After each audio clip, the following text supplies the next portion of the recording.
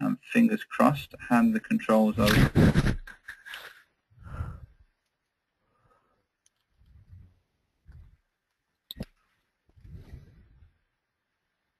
All right. Yep. So, hi everybody. It's Steve Indig here. I'm just going to do some admin here to make sure you can see what I want you to see. Here we go. So I trust, Matt, you can see the presentation, just the presentation? I can, yes. Yep.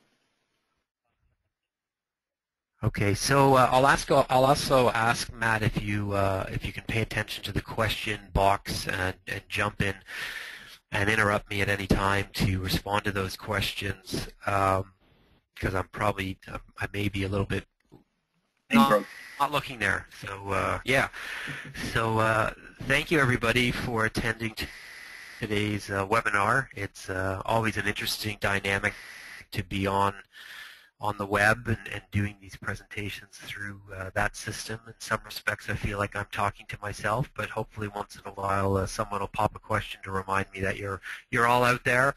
So Matt's asked me today to talk about the Ontario Not-for-Profit Corporations Act, which everybody I'm sure has heard or received some information about the new legislation that's coming into play. Before I get into that, for those of you who don't know about our company, we are the Sport Law and Strategy Group. We used to be the Center for Sport Law and changed our name about 3 years ago to try and better reflect the services we provide in the sporting community. If you've never been to our website, it's sportlaw.ca, and I have my contact information available at the end of the session. There's tons of articles on the web about pretty much everything a lot of us would deal with on a day-to-day basis within amateur sport. It's all free, online, easy reading, as we like to think. So if you haven't had the ability to take a look at the website, by all means. And also we send out a quarterly newsletter to try and keep people up to speed with what's happening in in the sport and in the sport community. We are multifaceted. There's 2 lawyers in the group, and then we have a risk management, communications person, policy, risk management, things like that. And our client base is quite diverse. We do a lot of work with clubs all the way up to Own the Podium and a lot of NSOs, and that's just a few samples. I personally, I've been working exclusively in amateur sport for about 12 years now. And I personally had the ability to work with 500 different sport organizations, so pretty diverse practice that we have. So this is one obviously topic that we are addressing with respect to the ONCA, but if people have any queries or concerns about any other issues, please feel free to get in touch with ourselves. The ONCA, as most of you know, I'm going to start a little bit backwards here, was received royal assent October 25th, 2010. So we are now almost definitely 4 years, and now approaching 5 years later, where it's still not coming into force. In October of 2014, there was 85 amendments put forward to amend the legislation. And those amendments were all tabled, and the bill, it was called Bill 85, was actually washed away because of the election. So those 85 amendments have to be represented to our legislature for review and approval or denial. And once that happens, you will see the implementation of the Act. People are suggesting early 2016. So from the perspective of sitting here today, there is nothing really to be too fearful about from a timeline perspective. In addition to that, you will have 3 years to transition. So from today's date, if they are accurate with respect to the implementation, you're looking at probably a start to finish 4-year timeline to comply with the legislation. In 2009, they implemented federal regulations that affected federal corporations, mostly national sport organizations. There are very few clubs that are incorporated federally. There's really no good reason to be federally incorporated. The restrictions are a little bit more onerous, but what they've done in Ontario is they've piggybacked the legislation, the federal legislation. So a lot of the same requirements you have seen or will see following the CSA amendments are very much similar to what's being applied in Ontario. And of course, I'm not going to address the entire piece of legislation, which is 60 to 100 pages long. I'm going to try and address the high points that I think are going to be applicable to you as soccer clubs and grassroots organizations. So why are they amending the legislation? The original version, the Ontario Corporations Act, was enacted in 1907. Obviously, a few things have changed since 1907, mostly with respect to electronics and communication techniques. They will allow for electronic processing of corporations. Now, if you want to incorporate, it's still a paper document that must be originally signed and submitted to the government, and usually start to end of the incorporation process is anywhere from 6 weeks, 3 weeks to 6 weeks. For-profit businesses can actually register online already, and it takes very limited time. You can actually get incorporated within a day.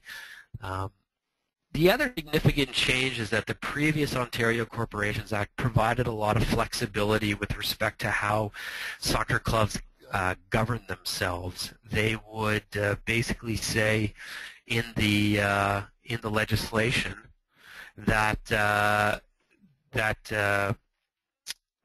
you had flexibility with respect to notice. If your AGM was your call of your AGM was in accordance with your bylaws, and what they're doing is they're taking that discretion away from corporations, for not-for-profit corporations, and defining within the legislation what exactly those periods would be. So with respect to audit, it's defined. With respect to notice of members' meetings, the right to vote by proxy, all of that is being taken out of the discretionary decision of the corporation and now being defined into the Act. The intent of the legislation was also to provide more rights to members, and as we go through this presentation, I think you'll see how I think that has backfired in some respect.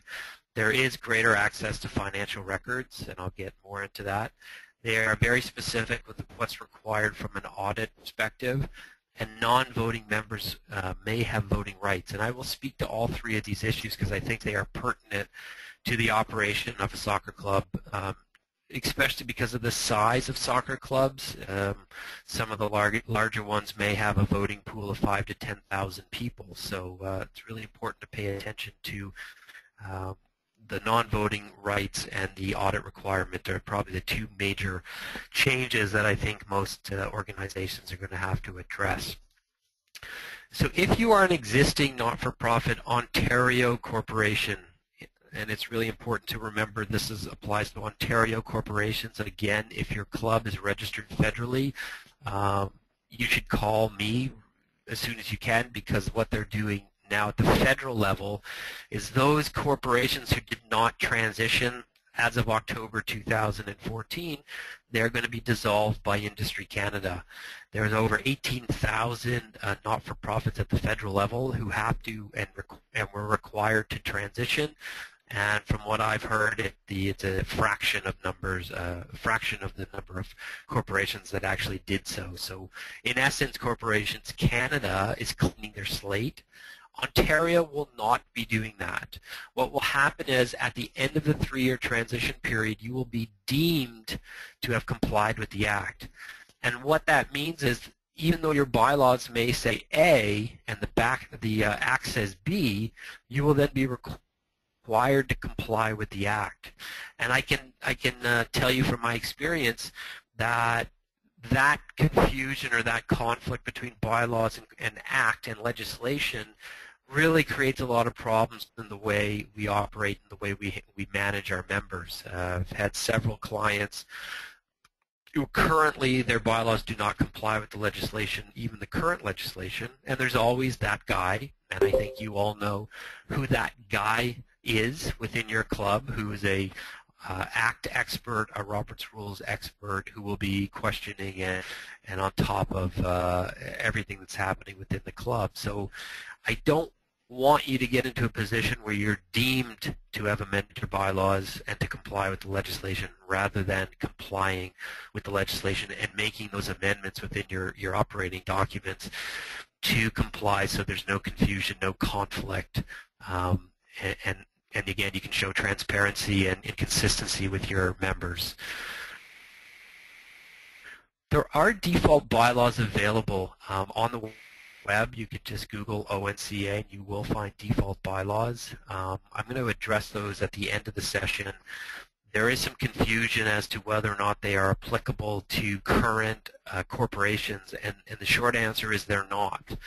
A new corporation, a newly registered corporation that incorporates and does not pass bylaws within 60 days will be subject to the default bylaws. In order for a current corporation to accept the default bylaws, they must be passed as you would pass any other bylaw amendment within your current structure. So the bylaws are available. There are pros and cons to accepting the default bylaws, and I will walk you through some of those pros and cons if we have time. It's in my presentation, so if we don't get to it, it's written in there, and you can take the time to go through them yourself. But do be aware that the default bylaws do not automatically apply. If you do want to adopt them, they will have to be passed by special resolution of your voting members. There are, as I said, if you leave today's presentation with two things, this is probably one of them. The new legislation is defining not just not-for-profit corporations, but now they're providing subcategories. Charitable public benefit, which most of you, if not all of you, will not be able to ascertain charitable status and will not be applicable to you. If you do have charitable status, obviously it would. There would be what we call a public benefit corporation, and this is really important because it defers back to the audit requirement that's predetermined by the legislation. So if your organization receives over $10,000 a year in public resources, so government grants, donation from non-members, directors, or employees, you're deemed to be a public benefit corporation, and I'll explain what that means in 1 second. If you're a non-public benefit corporation, meaning you don't get $10,000 of public resources, public funds, you will be a non-public benefit corporation, and how that plays out is on the audit requirement. So first and foremost, you'll see a star by a lot of the options there. The Act allows you to reduce the onerous responsibility of an audit to a lower level if you get an extraordinary resolution. And an extraordinary resolution is defined as 80% of your voting members. So again, the definition of a voting member and a member in itself is really important. If you have 2,000 members and you want to reduce your audit requirement, you need 80% of 2,000, which is 1,600, to ascertain that reduced requirement of a review engagement or an audit. So if you are a public benefit corporation, you receive that $10,000 of government funding, and your revenue, total revenue, not profit, is $100,000 or less, you can waive the review engagement requirement and basically just have financial statements created. And you'll see same thing. If your revenue is $100,000 to $500,000, you must do a full audit unless you can get an extraordinary resolution to reduce the requirement to review engagement. And the fees, I'm not an accountant, so obviously each club will have to come with their auditor as to the fees assessed to this, but a full audit could be anywhere from $5,000 to $10,000. A review engagement would be somewhere in the $2,500 range, and financial statements anywhere between $500 and $1,500. So if you're not budgeting for this applicable type of audit within your club, please start to do so because it's going to be defined by the legislation based on your revenue as to what kind of audit you have to do. And again, the threshold is much higher if you're a non-public benefit corporation. That number is at $500,000 where you can waive the review engagement do simply financial statements, or if you're over 500,000, you will have to do a full audit unless you get that extraordinary resolution to dumb the audit down to a review engagement. So again, I just want you to think about and know that this is likely coming in the next 1 to 4 years, where if you're not conducting this type of audit within your club, it's now becoming legislative based on revenue of the club and based on the receipt of government funds. So please take that with you as you go back to your board. So that's one issue. The second issue that I want to pay a little attention to is the membership composition and the membership requirements. If the bylaws don't state every member gets one vote, so it's very important, of course, in your bylaws to dictate if you have multiple classes, and I'll explain to you why I don't think you should shortly, that each one will get one vote unless it's specifically stated in your bylaws. Your notice of your AGM must be 10 to 50 days before your AGM. I highly suggest leaving the latitude of that 10 to 50 days rather than setting a specific date and time for your AGM. I'm sure as some of you have seen, I know I have, where we missed the 30-day window, or we're supposed to hold it on the first Sunday in February, but it's a snow day or something happens and I can't have it that day. Quorum is a majority of members unless stated otherwise in your bylaws. And also, once quorum's ascertained according to the Act, and if quorum is 10 and one person leaves, and we're now at 9, as long as we had 10 to start the meeting, we can continue and fulfill the meeting with a reduced number that's not quorum, as long as we have it at the beginning. But quorum is a majority of members unless stated otherwise in your bylaws. Again, would be a ridiculous number if you're classifying your athletes and your players as your members when we're in the tens, hundreds, thousands of people. So be clear as to what your quorum is going to be. And also be very aware that there is a requirement under the legislation. It's actually under the current legislation now where members can requisition a meeting by 10%. So again, depending on the number of members you have, 10% may be very easy to ascertain or very difficult.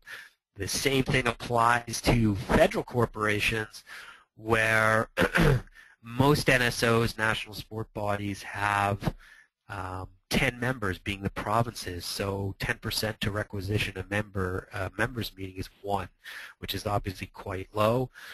But in my experience, the number of special general meetings that I've been associated with have been very, probably count on one hand. So keep that in mind as we look at the definition of member, but I do want you to be aware of that membership right.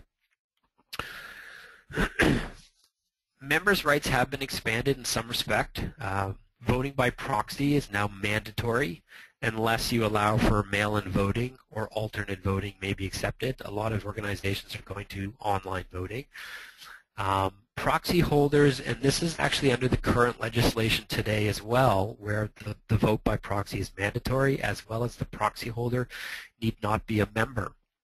Meaning, theoretically, I can appoint someone I meet on the street to go to an AGM and vote on my behalf who may have no experience or knowledge with respect to the sport of soccer.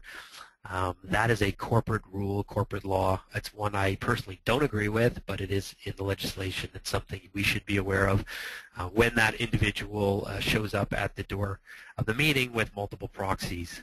They are required, they are legal, and we have the maximum you can prevent a proxy from being submitted is 48 hours up until the AGM. So if my AGM is today, I can cease the receipt of proxies on Sunday at 5 p.m. But it has to be a maximum of 48 hours before the AGM. You may want to have a proxy form to prove the person signing the proxy is who they say they are.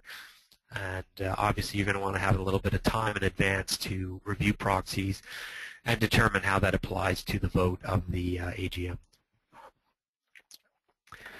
The other significant change from a financial perspective, further to what we were just speaking about with respect to the audit, is the financial statements, the auditor's report. those statements must be present or able to be presented before the AGM 21 days before. So I need to have the financial statements reviewed and approved by the board. I need the report of the auditor, and all of that documentation must be available 21 days before your AGM. So the days of showing up at your AGM and walking into the front door with, there's a big pile of paper there with reports and financial statements and the agenda, and everybody walks in and grabs their little booklet and really truthfully has very little time to review it before they're asked to vote on it, will now be provided at least 21 days before the AGM. So again, with respect to working with your auditor and your financial statements and your treasurer, do keep that 21 days in your back of your mind as to the availability. Now I want to talk about non-voting members. So usually in sport we have, and I've been saying this for 10 years, that if you want to govern somebody within your organization, include them as a member. And that would mean also potentially removing them or not including them as a voting member but a non-voting member. So we would have athletes and coaches and volunteers and associates and directors and officers and parents, and we had 5 or 6 classes of members, which was fine. And of course, usually within those 6 categories, we would only have one, which was voting. But under the new legislation, those non-voting classes get to vote on what's called a fundamental change. And you'll see before you a list of what those fundamental changes are. And I'll just use as an example changing the name of the corporation.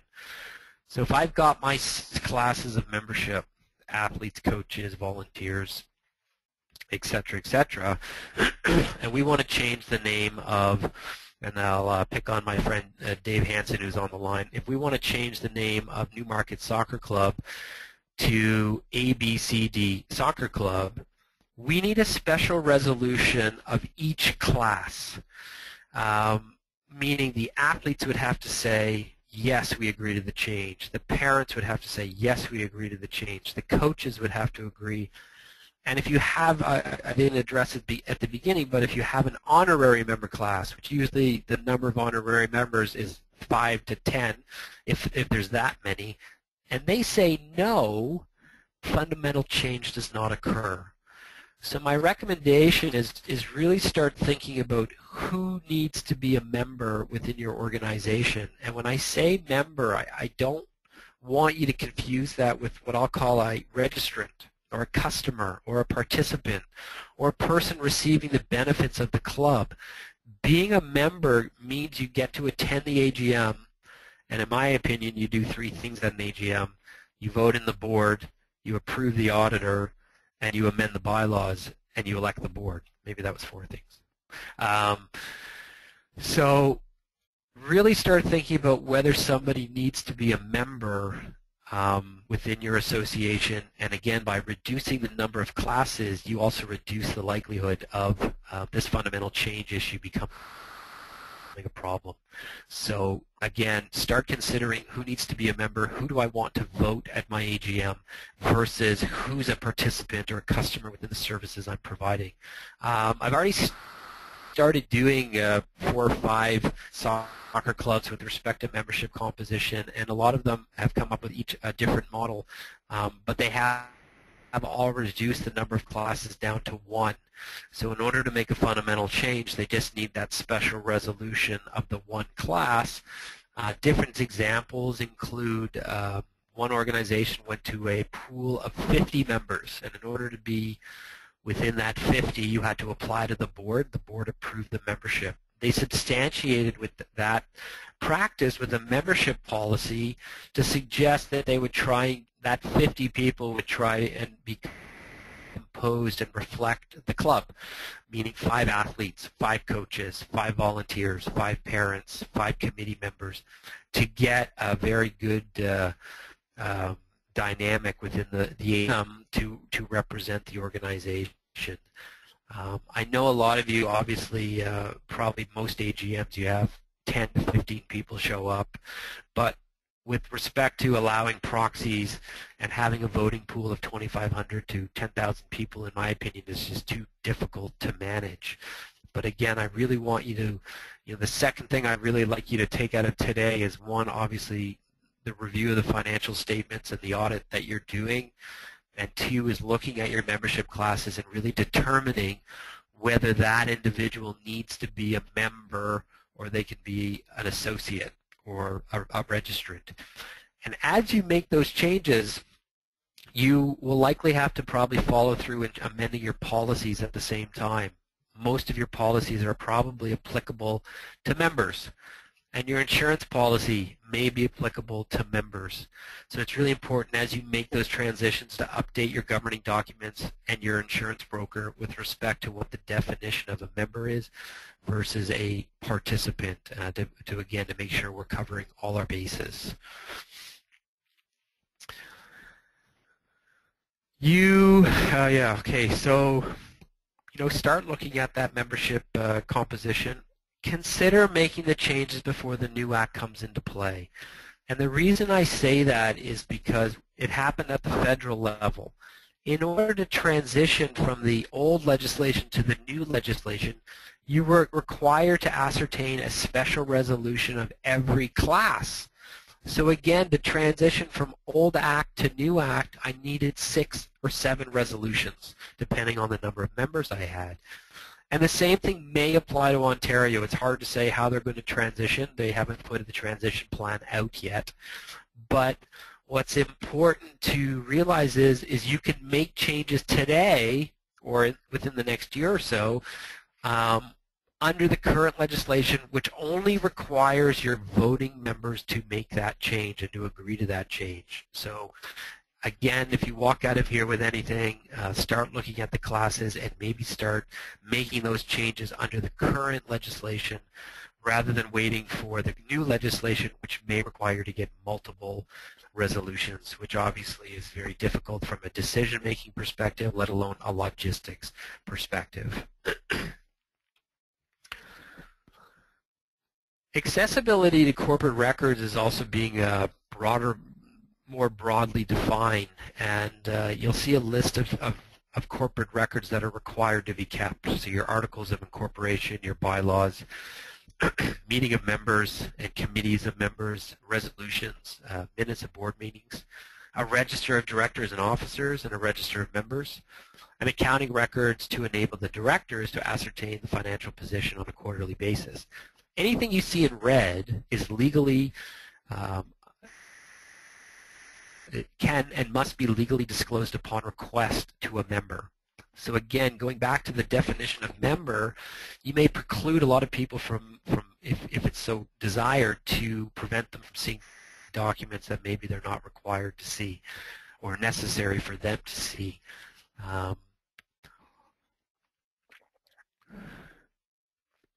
There's a lot of issues with respect to directors' meetings, and I understand the concern about being transparent and showing our members what we talk about during decision-making meetings within the board.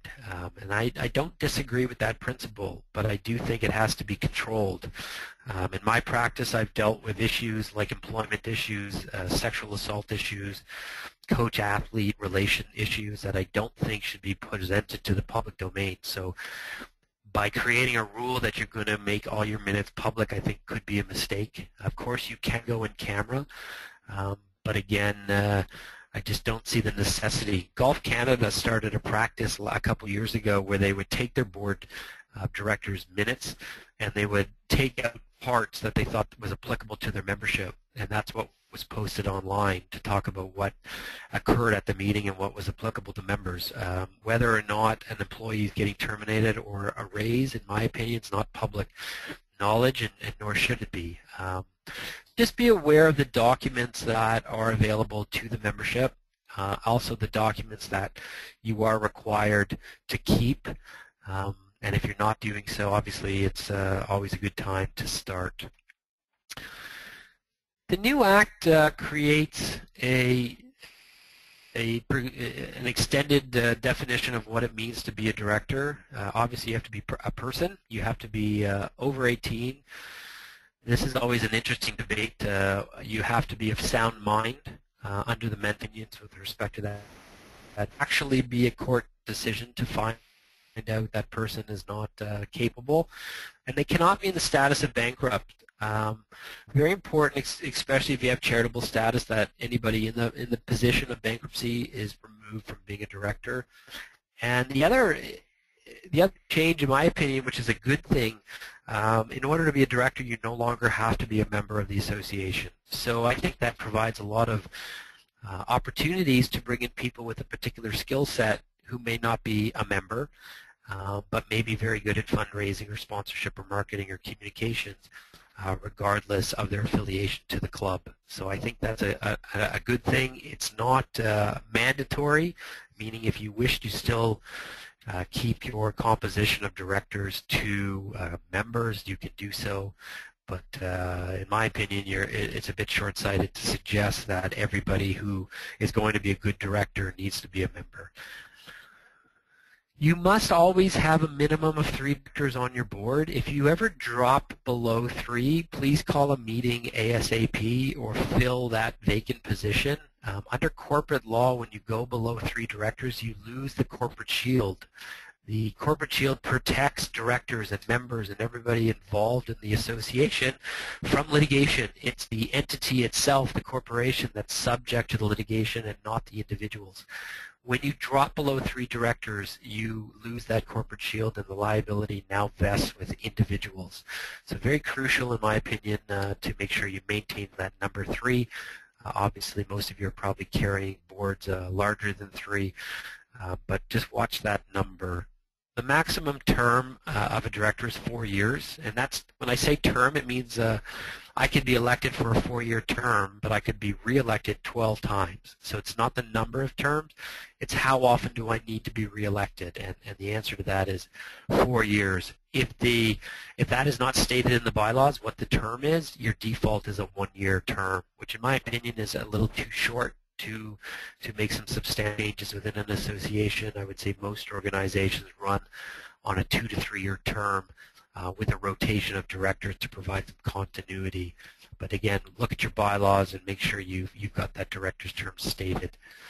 You may, under the current legislation, you have to have a fixed number of directors, meaning 10 or 8 or 6 or whatever the number that you decide. Under the new legislation, you can present a range. So you could say there will be 7 to 10 directors. No more for a public benefit corporation, no more than 1/3 maybe employees. I would say in my experience, there are no employees on the board. Maybe they would be there by virtue of providing expertise, but never a voting director. The duty of care of a director has now been defined in the legislation. What they've done is they've taken it out of the common law and written it out in English with respect to you must act as a careful and prudent person in a similar circumstance, always taking into account the best interests of the organization. That's the short of the long of it. In English, it basically means is when you're sitting around the table to which you're a director, you should be making decisions according to a reasonable person with a similar skill set as yourself. So if you are a lawyer or an accountant or a doctor, you will be held to similar standards of those individuals. And hopefully the decisions are made in the best interest of that organization, not a particular region or area or club that you may be representing. The old legislation only provided indemnity to directors if it was indicated in their bylaws or approved by the members. And indemnification means being put back into the same financial position you were in prior to litigation, prior to being sued. If your bylaws do not include an indemnification and you're personally named in a lawsuit, it's possible the club may not be responsible for your legal fees or your any potential payment with respect to settlement or damages or an award. The new legislation provides that indemnification automatically, which is really important in my opinion, and does include a procedure for conflict of interest. In essence, it's disclose the conflict, remove yourself from the discussion, and do not vote on the particular issue. Conflict in the Act, conflict is really limited to financial benefit. So preliminary steps, start looking at your governance structure and practices. In essence, you're really opening up the bylaws, and it may be a good opportunity to look and determine whether you have the best board structure, the best committee structure, the officers, do you require an executive committee, and of course, what kind of members or membership classes do you want to have. One key point that I didn't speak about is you can have what I'll call a regular member class with subcategories. A regular member will be coaches, athletes, volunteers, associates. The only caveat to that is that each member within the class must be treated the same. So if coaches get one vote, athletes get one vote, and vice versa. So start again taking a look at that, and start taking a look at your current bylaws, whether you decide you want to go to a completely new set of bylaws or revamp the ones you currently have. Make sure you eliminate the potential conflicts that would exist. A lot of the changes, and as I said before, a lot of the clubs that I've worked with already have started to adopt what I'll call the practices of the ONCA, because the latitude that was provided under the current legislation allows for the strict box rule of the ONCA. So when I say strict box, I mean, as I said before, notice of an AGM is 10 to 50 days, and we just simply write that into the bylaws, into the new bylaws. I will not sit here and tell you if you start to change your laws, or if you retain my services to help change those bylaws, that you will not have to make changes in the next couple of years once the legislation is enacted. The information that I have is available online. I've read the legislation. So it may change, as I said, depending on what the government does. So really important to start looking, maybe make those changes, but with the caveat that they have to make further changes in the next 4 years, which may not be a bad thing, because you probably should be looking at your bylaws every 2 to 3 years, if not on an annual basis. Obviously, I have a template that I work from with respect to drafting bylaws, and it's before you just the headings that I like to include as bylaws. I'm very cognitive of trying not to include policy into my bylaws. Once I put something into my bylaw, the membership then becomes the decision maker with respect to that particular issue. Policy is normally approved by the board. Bylaws are approved by the membership. So as you can see, I like to keep my bylaws relatively what I'll call lean. Who's my member? Who's my board? How do I elect them? How do I remove them? How does the board govern itself? How do the members govern themselves? A little bit of financial management. How do I amend the bylaws? Include that indemnification clause that we spoke about before, and also what do we do on dissolution. So you can see it based on what's before you from a table of contents perspective. I don't have the rules of the game in my bylaws. I don't have discipline procedures in my bylaws. Very important, in my opinion, to segregate the two, just to keep things very lean. And obviously, what you see at the headings is not everything that is in the legislation. The legislation is 500 pages. I'd like to think a good set of bylaws is anywhere from 8 to 12 pages. So we try and include things that are applicable on a day-to-day basis or on an annual basis with respect to governing the organization, rather than trying to put everything in. Obviously, you may have to defer back to the Act when something comes along that we haven't addressed in the bylaws. Nominations from the floor is always a good one. Under the new legislation, in my opinion, and there's some debate on this, that I believe nominations from the floor are now a requirement. Member proposals under the legislation require 90 days notice.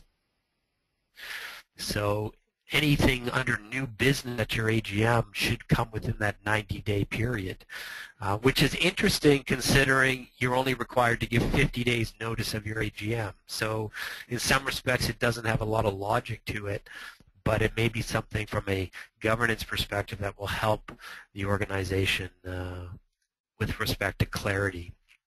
We do have a bit of time, and I'll go for another 5 minutes and then maybe leave the last 10 for questions. if there are any. I'm looking at the question area, and it's pretty silent. I want to talk quickly about the draft bylaws. So as I said before, they're available online. You can just Google them, and they're free. But I do think there are certain things in there that aren't good governance. So if you are currently incorporated, you do have to adopt them by a resolution. Otherwise, if you're a new corporation, they will apply to you.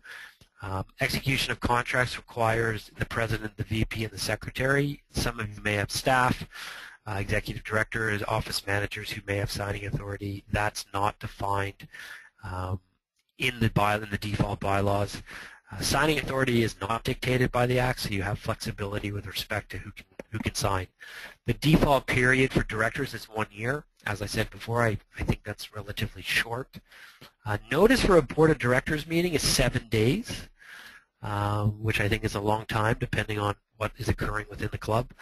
The Act does allow for flexibility on notice, but 7 days, if you go with the default bylaws, it's dictating 7 days. Quorum is a majority of director, and also each director has 1 vote, and the chair will have a second in the case of a tie. This contradicts Robert's rules, which doesn't provide the chair a second vote, and a tie motion is actually defeated.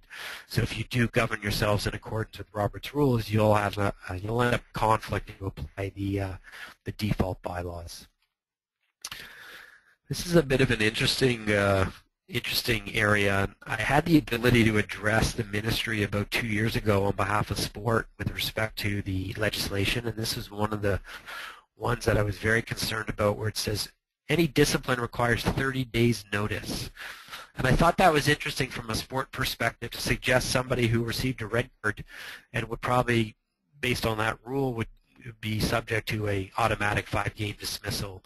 But under the legislation, they're saying I have to give 30 days notice of that process and allow the person an opportunity to make submissions, know the case against them, and the board is actually to make the decision. And I'm a big advocate that I don't think boards should be involved in discipline, nor do I think a 30-day notice period is logical.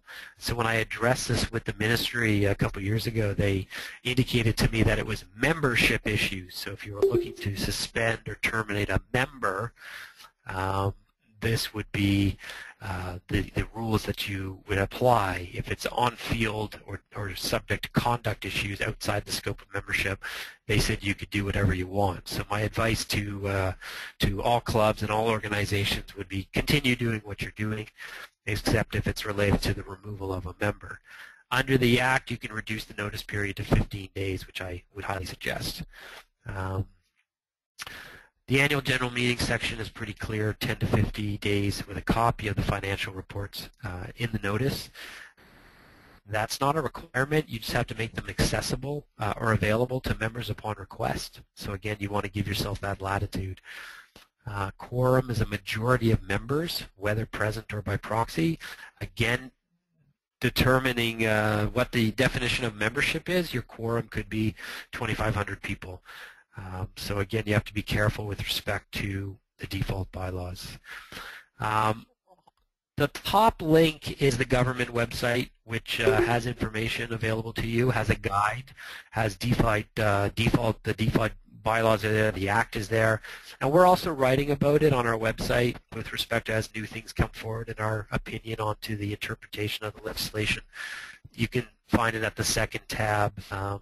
So again, those of you who need my contact information or want to discuss this further, there it is. Otherwise, we've got about 10 minutes if anybody has any questions.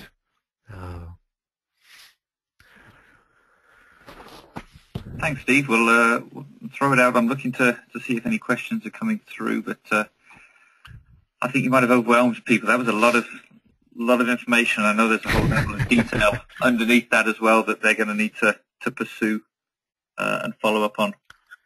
Yeah, so and to that point, Matt, the writings on our website really address a lot of the things that I'm speaking about. So people felt that was a lot, and obviously it was me talking for almost an hour straight.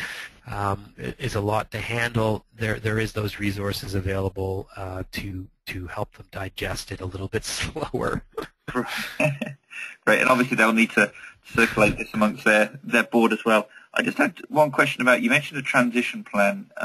Is that something that they should be devising themselves, or is that something that you see sort of the ministries potentially coming out with as a tool?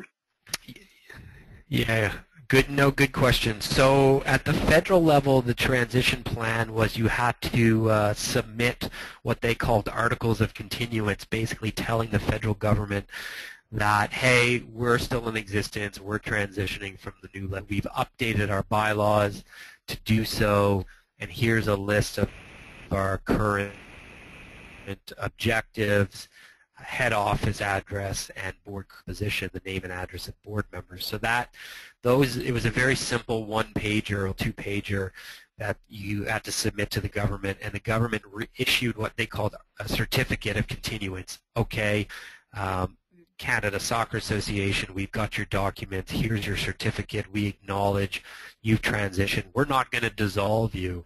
So the actual transition plan in Ontario has not been published. So whether you're going to have to submit documents to the government, to the ministry, is unknown at this time. I don't know what their plan is. Right now, the Ontario government doesn't review or approve bylaws. You're actually not even required to submit them. So I hope they do a transition program from the perspective of at least tell us that you've made steps to transition. But I don't know, Matt, what they're going to do. I really think they have to come up with something to suggest you're now leaving the legislation of the Ontario Corporations Act and moving to the ONCA. And that may be done simply by a resolution, and that resolution may be supported by a document to the government. So I don't know. There's over the feds had about 12,000 to 18,000 NFPs, national not-for-profits. In Ontario alone, there's 6,000 sport clubs, let alone the rest of the not-for-profits. Yeah, and good luck with that. What's interesting too is, in my opinion, the legislation was actually drafted for the Red Cross Society and the Cancer Society. I don't think it was designed for sport, who have 10,000 members, 2,500 members. So we have some challenges. There's some lobbying still going on to make changes. I would be blown away if those changes were made, but we'll see. So I see someone did send a question. Maybe, Matt, you want to read it out? Yeah. There's two questions. Yeah. It's got I think one from Grant asking about sort of costs for getting assistance to get this done, and looking sort of for you. I'm guessing you're not going to talk sort of dollars over the line, but if they reach out to you. No, I don't mind doing that. I mean, really, from my perspective, the actual drafting of the bylaws or even the review of the bylaws is what I'll call the easy part. And I wouldn't say that's very time-consuming from my perspective, because I've done so many and I'm up to speed on the legislation. Where I find it gets a little bit, what I'll say, more expensive would be how many meetings do we need to have with the board and with the members. And I just had a client, actually a soccer club, who's going through the preliminary steps of this, and I met with the board twice. I met with the members. We had a question and answer session with the members, and then the AGM is coming up. So from an engagement perspective, there was a lot, which obviously gets a little bit more expensive, but the actual drafting, I would say you're looking at anywhere between $500 and $1,500 if it gets a little bit more engaged with respect to education and working through issues and working with that guy. It gets a little bit more expensive. Okay. Okay, good. We've got a question from Lou as well. If the Act says only financial statements required for under 500,000 revenue, can OSA have different standards? I think they require an audit if over 100,000 right now. Yeah, I don't remember, Matt, what the thresholds are within the OSA for the audit requirements. I could probably pull them as we're talking. Yeah. So does the The OSA have the right to create a higher standard. I would say the answer to that is yes, they do. Whether they want to do so or not, I guess I'll leave that with Matt and the boys and the girls to figure that out. You know, the intent behind the legislation was really just to provide some guidance. The previous legislation speaks to what needs to be presented to the membership. Basically, it's profit loss statement, very accounting, but there was no prerequisite as to what kind of review the auditor would have to do. So that's the intent. Whether the OSA makes stricter rules, I do think they legally can as a precondition of membership or affiliation, or however you want to call it. But I think it'll be up to Leonard and Matt and the boys and the girls to figure this one out. Right. We get back to them on that one, right, Matt? Yeah, definitely. I'll need a conversation with Leonard and Ron on that before the end of the week. Yeah. Yeah. Okay, I'm not seeing any more questions, so we might just wrap it up there then, and let people go away, look at some links, and by all means, if this is something that people would like more information on as we enter into 2015 and we do a follow-up session, I'm sure we can grab you again, Steve, for an hour to. Absolutely. If there's some more, maybe it's some more. Absolutely. Once they've had a look at the requirements. Yeah. And you know, people want to email me directly, please don't hesitate to do so, or give me a call offline or whatever you'd like to do. So thanks, Matt, for having me. It was great talking to the 16 virtual people that were here, but in some respects I felt like I just spoke to myself for an hour. Quality time. So we'll send out an email with, as I said, a few informal questions to follow up, and the presentation. So it'll have the links in there and the contacts for Steve, so you can get back in touch with him if you have anything that you'd like to address one-on-one. But thanks very much, Steve, and everybody have a great evening. All right, take care, everybody. Take care. Bye.